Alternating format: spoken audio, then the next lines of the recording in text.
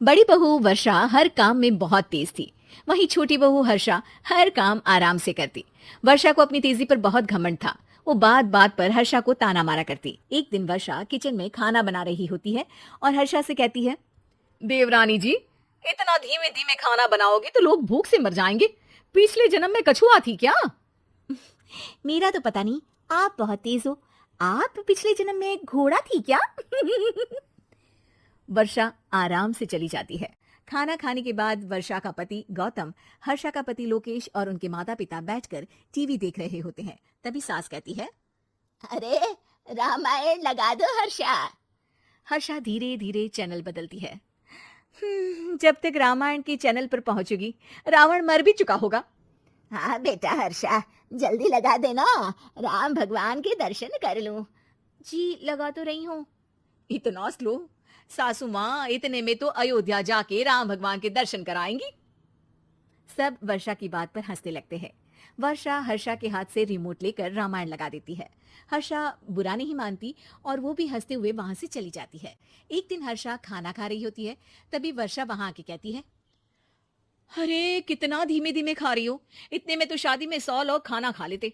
आधे घंटे से खाना खा रही हो तुम। अरे खाने को चबा चबा कर खाना चाहिए। हाँ हाँ, आप तो चबा के भी खाती हो और दबा के भी। अरे आपको मेरे धीरे खाने से दिक्कत है या ज्यादा खाने से? अरे आप धीमे खाओ या ज्यादा खाओ मुझे क्या, बस मैं ये कहने आई थी कि सुबह कुछ मेहमान आ रहे हैं, जल्दी उठ के खाना बना लेना, देर मत करना। साथ में बनाते हैं ना।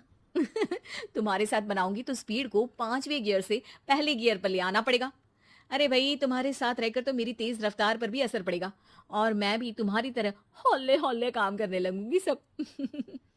ठीक है, मैं पराठे बना लूंगी और सब्जी बना लूंगी। आप चपाती बना लेना और दाल बना लेना। हाँ हाँ ठीक है, पर अलग अलग ही बनाएंगे। अगले दिन हर्षा जल्दी उठ के काम करने लगती है और वर्षा सुबह उठ के ये सोच के वापस सो जाती है कि काम तो वो तेज कर ही लेती है, अगर थोड़ी देर सो भी जाएगी तो भी हर्षा से पहले तो काम निपटा ही लेगी। हर्षा बेटा, आज भगवान के लिए थोड़ा जल्दी हाथ चलाना। हाँ, मेहमान आने ही वाले हैं। जी हाँ माँ, आटा गूंद लिया है, आलू उबल रहे हैं, पराठे बनाने ही वाली हूँ, फिर सब्जी भी बना लूंगी।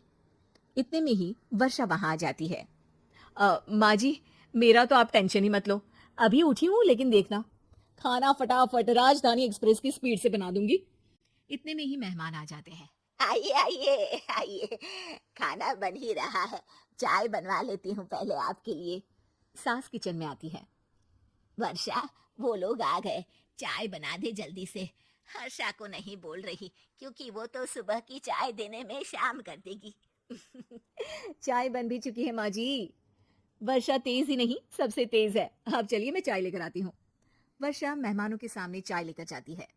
ये हमारी बहू है वर्षा, तेज वर्षा कहते हैं इसको। हर काम में इतनी तेजी रखती है जैसे मिल्खा सिंह भाग रहा हो। अरे वाह वाह, फिर तो खाना भी जल्दी मिलेगा हमको। हाँ हाँ, आप चाय नाश्ता खत्म कर लेंगे, उसके पहले ही वर्षा जल्दी से स्वादिष्ट खाना भी लेकर आ जाएगी। वादा तो कर लिया जल्दी खाना देने का, आपकी चपाती भी नहीं बनी और दाल भी नहीं उबली। फिर भी तुमसे पहले काम खत्म हो जाएगा मेरा। तुम्हारी तरह नहीं हूँ, घड़ी की सबसे पतली सुई की जैसी धीमे धीमे धीमे काम करती हो तुम। बस वर्षा अपने तेज हाथों से दाल कुकर में चढ़ाती है और आटा निकाल के गूंथने लगती है। थोड़ी देर में कुकर की तेज सीटी बजती है और वर्षा का हाथ डोल जाता है। आटे में पानी ज्यादा पड़ जाता है। अरे रे, आटा तो ज्यादा गीला हो गया। वर्षा जब रोटी बेलने लगी तो एक भी रोटी गोल नहीं बन रही थी। कोई रोटी श्रीलंका के नक्शे जैसी थी तो कोई रोटी ऑस्ट्रेलिया के नक्शे जैसी बनती। वर्षा चिढ़ जाती है। कुकर फिर से जोर से सीटी मारता है। सास बाहर से आवाज देती है, वर्षा बेटा, आज स्पीड थोड़ी कम लग रही है, टाइम और लगने वाला हो तो बता दो बेटा। वर्षा को ये बात सुनकर बहुत बुरा लगता है।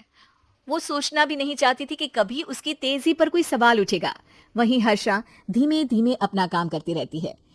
वर्षा दाल बनाते वक्त भी इतनी घबरा जाती है कि जल्दबाजी में दाल में नमक ज्यादा गिर जाता है। वर्षा का खाना फिर भी हर्षा से जल्दी तो बन जाता है और जब खाना मेहमानों के सामने लगता है तो सब हर्षा के खाने की तारीफ करते हैं। अरे पराठे तो कमाल के बने हैं और सब्जी भी। बस दाल में नमक थोड़ा इधर उधर हो गया है। वर्षा को बहुत शर्म आती है और वो नीचे सर करके खड़ी रहती है। तभी हर्षा कहती है, वो ना मैं थोड़ी जल्दबाजी कर गई और नमक ज्यादा हो गया, पर पराठे तो वर्षा भाभी ने ही बनाए हैं, इसीलिए तो अच्छे बने हैं। वर्षा ने कभी नहीं सोचा था कि हर्षा के काम की इतनी तारीफ होगी, लेकिन वो उसका यश वर्षा को दे देगी।